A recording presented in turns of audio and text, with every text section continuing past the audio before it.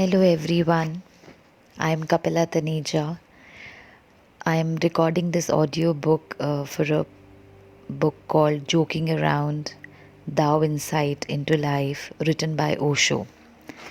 So, this is the second part of the book I am reading today, and there is a very beautiful chapter named I Have Heard.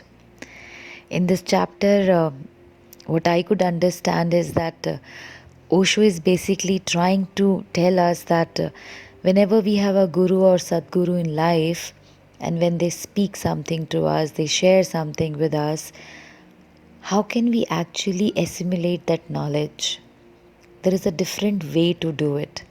So I'm beginning with the paragraph here where he says, all the Buddhist sutras start in the same way, only with a little difference. But a difference that makes great difference. The Buddhist sutras begin, I have heard the master say. And you can see the difference. The master may have said it for a different reason. The master may have meant something totally different. The master exists on a different plane. He speaks from the peak, the ultimate peak of consciousness. And the disciple hears from the darkest valley of his existence. By the time the words reach to the disciple, they are bound to be distorted. They are bound to take many colors which will be imposed and projected by the disciple. Hence, my feeling is that Koswan cannot commit his mistake. It must be that the translator has missed the point. The point is very subtle. It seems simply to the ordinary mind to make no difference whether one says, I have heard the Master say, or the Venerable Master said. But when you say, the Venerable Master said, you are making an absolutely certain statement as if you can report it authentically. It is not possible. You can report only what you have heard. Now, here you are listening to me, near about 3,000 sannyasins. Each sannyasin will listen according to his own conditioning, according to his own state of mind, according to his own prejudice, concepts, ideologies, philosophies, according to his own background. If you don't have any background, if you have transcended all concepts, ideologies, philosophies, religions, if you are no more in the mind, then you can hear exactly that which is said. But then, there is no need to hear it. Then you yourself know. The moment a master says something, it comes from his innermost core. When you hear it, it is heard on your circumference. By the time it reaches to your innermost core, if it reaches at all, if you are fortunate enough to allow it to sink into the very core of your being, then too the meaning will not remain the same. It cannot be. It is not in the nature of things. It would have changed. It may have become distorted. It may have lost something. Your mind may have added something to it. Only in absolute meditativeness, one is capable to be able to relax totally, to allow only everything in, to be vulnerable without any condition, to be available to existence with no strings attached. And he continues, the egoist will hear the same words but will not hear the same meaning.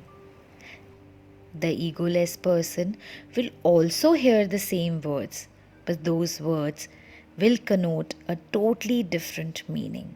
They will resound in him with a totally different melody. When it rains on the mountains. It rains in the valley. It rains everywhere. But the mountains remains as dry as ever. They are already too full. But when it rains into the valley becomes lake. They are empty. They can absorb. They can contain. The valleys are feminine. The mountains are too masculine. The mountains are too egoistic. The valleys are humble. When the master speaks, there are many categories of listener. The first category is that of a curious person who has just come out of curiosity. He will hear only something very ordinary, something very unessential, something even meaningless, and that will become most important for him. He's there for a wrong reason. He'll collect all kinds of data, but they will all belong to the surface. Then there is a student who has come to gather more knowledge, more information. He will hear a little better than the first one, the curious one. But still, his interest is in information. He is not ready to be transformed, to be converted. He is not ready to go that far. He has a certain limit beyond which he won't move a single inch. He will go with a little knowledge, with a little more accumulation, thinking that now he knows more. He knows nothing. He has become simply more informed. And information is not knowledge. Transformation is only knowledge. Real knowledge. Information is pseudo. And he goes on. Then there is a disciple who listens in a deeper way than the first two categories. He listens not to gather knowledge. He wants to be changed. But he has a certain idea of what change means. He wants to go into the beyond. But he has a certain direction, a conclusion which he has already decided. He comes with a decision, a prior conclusion that this is what conversion is. He's not all open. Open only on one side, open only in one direction. And then there is this fourth kind, the devotee, which is open from all the sides, which has come with a no pre-conclusion, which has come just to be with the master in all the seasons, in all the climates. He makes no conditions. He has no conditions. He will hear more totally. His hearing will be multidimensional, but still, he will not hear exactly what the master is saying. He will be the best listener out of all others, but still, he is not on the same plane as the master. That's interesting. Now, Osho speaks about the fifth category, the nameless category. Then there is no need to speak even, no need to hear. One sits with the master and that's enough. Whether he speaks or not is not the point. Just being with the master is enough. Just to be with him is enough. And there is some movement between the two centers, invisible, intangible. Something transpires which is unspeakable, inexpressible. Only this fifth type person is capable of reporting. But he will be very conscious in reporting. He will always say, I have heard the master say. He will always report, I have heard the master say. What a beautiful way to bring out the relationship between a master and disciple. That in A company of the true master, it's the silence basically which gets transferred to the disciple.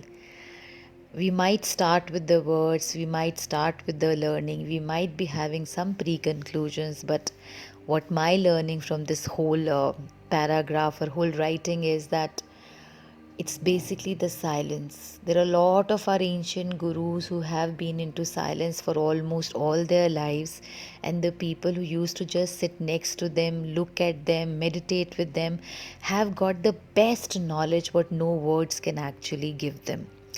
Language, vocabulary is basically a medium to facilitate our thoughts and feelings. But when you are one with the divine, when you're connected with the source, there are a lot of things you won't be able to verbalize.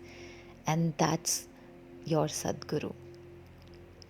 That's the Sadguru to whom we all have to surrender, because this surrenderfulness brings the silence within us through that Sadguru who is actually transferring all his or her knowledge, his energies, just being with us.